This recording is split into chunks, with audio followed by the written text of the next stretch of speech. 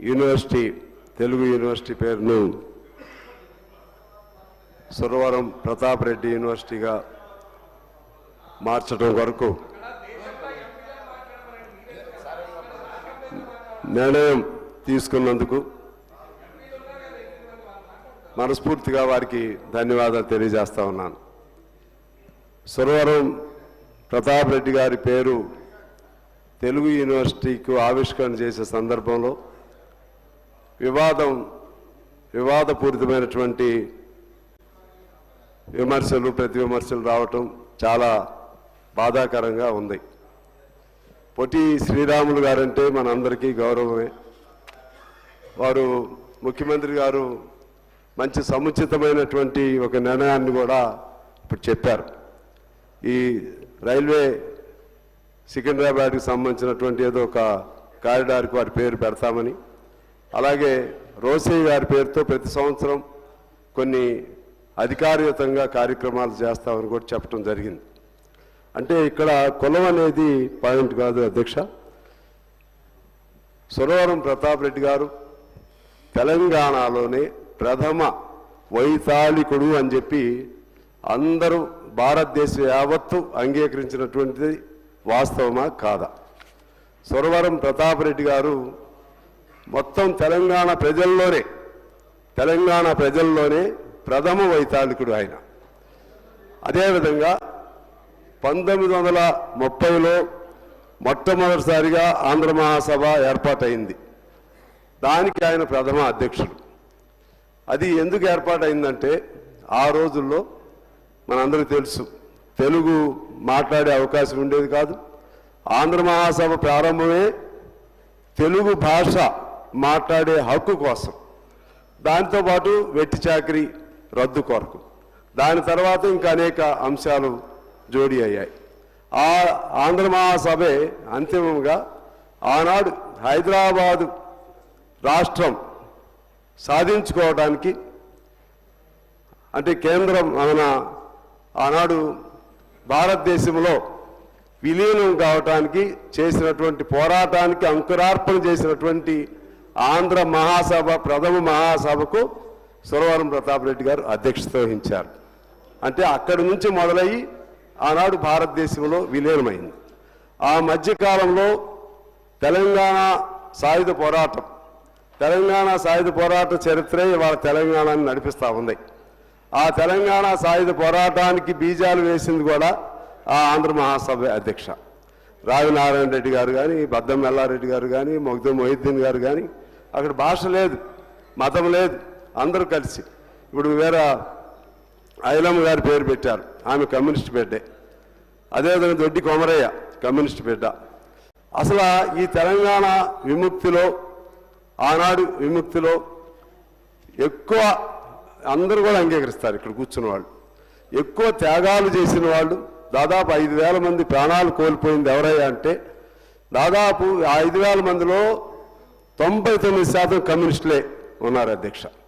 అంత గొప్ప చరిత్ర కలిగినటువంటి సురవరం ప్రతాప్ రెడ్డి గారు. ఇక్కడ రెండిటికి అనుసంధానం ఉంది. భాష తెలుగు యూనివర్సిటీది. ఆనాడు ఉద్యమం జరిగింది తెలుగు పేరుతోనే, మొదటి ఉద్యమం ప్రారంభించింది ఆయన. అలాగే తెలంగాణలో కవులు లేరు అనేటువంటి అపహాస్యం ఒక ప్రముఖులు చేసినప్పుడు 364 మంది కవులను ఆయన సమీకరించి వారి ఆర్టికల్స్ను 6 నెలల్లో గోల్కొండ పత్రికలో ప్రచురింపజేసి, ఇది తెలంగాణ సత్తా, కవులు లేకపోతే కళాకారులు, సాహిత్యం, దానికి గడ్డ తెలంగాణ అని చెప్పి రుజువు చేసినటువంటి గొప్ప వైతాళికుడు సురవరం ప్రతాప్ రెడ్డి గారు. అందువలన ఇక్కడ దీన్ని దయచేసి నేను ఉస్మానియా పేరు మార్చాలా, లేకపోతే ఇంకోటి మార్చాలా, అటువంటి వాటి జోలికి వెళ్లకుండా పెద్ద మనసుతో అంగీకరించమని అందరూ అంగీకరిస్తే సంతోషం. ఎందుకంటే వారు చక్కగా చెప్పారు ముఖ్యమంత్రి గారు. ఇవాళ ఎన్జీ రంగా గారు చాలా గొప్ప వ్యక్తి. ఆనాడు నెహ్రూ గారితో ధీటుగా ఆ రోజుల్లో భారతదేశ రాజకీయాల్లో ఆయన గొప్ప పేరు ఉండేది. ఆయన పేరుతో ఉన్న వ్యవసాయ యూనివర్సిటీని పేరు మార్చి వాళ్ళు జయశంకర్ పేరు పెట్టారు. మరి ఆనాడు ఈ చర్చ జరగలేదు, కులం పేరుతో జరగలేదు. ఎన్టీఆర్ మన అందరికీ తెలిసిన వ్యక్తే. ఆయన పేరు తీసి కాళోజీ పేరు పెట్టారు. కులం పేరుతో చర్చలేం జరగలేదు. ఇవాళ కూడా జరగొద్దని నేను కోరుతున్నాను. ఎందుకనంటే మనకు అందరూ ఒకటే. పొట్టి శ్రీరాములు గారు ఆదర్శవంతులే. వారిని సమున్నతంగా సముచిత రీతిలో గౌరవించే విధంగా వారు పేరు, ఎందుకంటే ఇంకొక లాజికల్గా కూడా ముఖ్యమంత్రి గారు చెప్పారు, ఇదే పేరుతో అక్కడ యూనివర్సిటీలు ఉన్నాయి ఆంధ్రప్రదేశ్లో. ఇదే తెలుగు యూనివర్సిటీ విడిపోయిందంటే అక్కడ పొట్టి శ్రీరాముల పేరు అక్కడ ఉన్నట్లే. పొట్టి శ్రీరాముల పేరుతో ఉన్నటువంటి తెలుగు యూనివర్సిటీని అక్కడ ఆ యూనివర్సిటీ అలాగే కొనసాగుతుంది. ఎన్టీఆర్ పేరుతో ఉన్నటువంటి హెల్త్ యూనివర్సిటీ ఆంధ్రప్రదేశ్లో అలాగే కొనసాగుతుంది. ఎన్టీ రంగా గారి పేరుతో ఉన్నటువంటి వ్యవసాయ యూనివర్సిటీ అక్కడ అలాగే ఆ పేరుతో కొనసాగుతుంది. దానికి సంబంధించిన అవశేషమే మనం ఇక్కడ ఏర్పాటు చేసుకున్నాం. అందుకని దానిలో నుంచి చీలిగ్గా వచ్చినటువంటి ఈ భాగానికి మనం పేరు పెట్టుకోవడం జరిగింది. బిల్డింగులు అటువంటివి అంటే కొత్తగా అక్కడ బిల్డింగ్ లేదు, ఇక్కడ ఉందంటే వాళ్ళు కట్టుకుంటారు. వాళ్ళు కూడా ఇప్పుడు నిన్న చంద్రబాబు గారు కూడా చెప్పారు, వారు పొట్టి శ్రీరాములు గారి పేరుతో ఘనంగా చేస్తామని. ఎందువల్లంటే ఇది ఒకరిపైన ఒకరి ద్వేషం అనేది కాదు అధ్యక్ష. ఇది ఆ ఉద్యమం అలా వచ్చింది. ఉద్యమం వచ్చినప్పుడు మనకు సంబంధించినటువంటి వాళ్ళందరినీ గౌరవించుకోవాలి. మాకు సంబంధించిన ఒక అంశం మీకు చెప్తాను అధ్యక్ష. విశాలాంధ్ర పేరు మీరు విని ఉంటారు అధ్యక్ష. విశాలాంధ్ర ఆనాడు విశాలాంధ్రం తెలంగాణ అంటే హైదరాబాద్ సంస్థానం ఆంధ్రప్రదేశ్ రెండు కలిసి విశాలాంధ్రగా ఉండాలని పెద్ద ఎత్తున ఆనాడు ఉద్యమాలు చేశాం. మా పెద్దలందరూ చేశారు.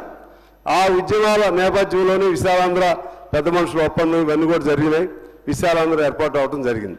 అంత గొప్ప చరిత్ర కలిగిన విశాలాంధ్ర పేరుతో మాకు పత్రిక ఉండేది అధ్యక్ష. ఇప్పుడు విడిపోయిన తర్వాత అంత మాకు సెంటిమెంట్. నేను కూడా విశాలాంధ్ర నుంచే జర్నలిస్ట్గా నేను వచ్చాను. మా శ్రీనివాసరెడ్డి గారు కూడా విశాలాంధ్ర నుంచే జర్నలిస్ట్కి వచ్చాడు. మా రాఘవాచార్య గారు విశాలాంధ్ర నుంచే. రాఘవాచార్య గారు గొప్ప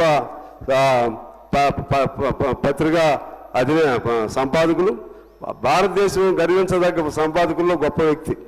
ఆ విధంగా వస్తే వారందరూ మా అందరికి కూడా మరి బాధే. కానీ విశాలాంధ్ర పేరు బదులు ప్రజాపక్షం అని పేరు పెట్టుకున్నాం. అలాగే సిపిఎంకు సంబంధించి వాళ్ళకో పత్రిక ఉండేది ప్రజాశక్తి, దాని పేరు నవ తెలంగాణగా మార్చుకోవడం జరిగింది అధ్యక్ష.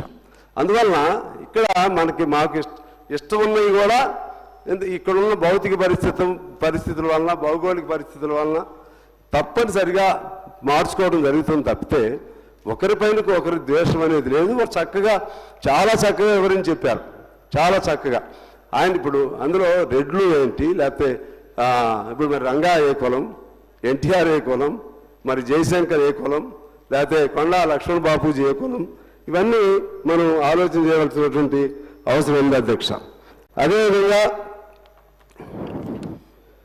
ఇదే ఇప్పుడు ఇంతకుముందు నేను చెప్పింది, Chandrababu Naidu expressed the government's commitment to establish a Telugu university in the name of Potti Sriramulu. అంటే తెలుగు యూనివర్సిటీని ఇక్కడ ఈ పొట్టి శ్రీరాముల పేరుతో ఇప్పుడు ఇక్కడ ఆటోమేటిక్గా ఆ యూనివర్సిటీ వచ్చేస్తుంది. ఇది ఎప్పుడైతే మనం నిర్ణయం చేశామో చంద్రబాబు గారు అక్కడ నిర్ణయం చేశారు. అందువలన ఆ ప్రాంతంలో వారిని గౌరవిస్తూనే ఆ పేరుతో ఇక్కడ పొట్టి శ్రీరాములు గారి పేరు కూడా ఉండే విధంగా మంచి నిర్ణయం చేసినందుకు నేను ముఖ్యమంత్రి గారికి అభినందన తెలియజేస్తున్నాను. వారిని కూడా కోరుతున్నాను, ఆంధ్రప్రదేశ్ వారిని కూడా కోరుతున్నాను. సురవరం ప్రతాప్ రెడ్డి గారి పేరు, జయశంకర్ గారి పేర్లు అక్కడ కూడా పెడితే బాగుంటుంది.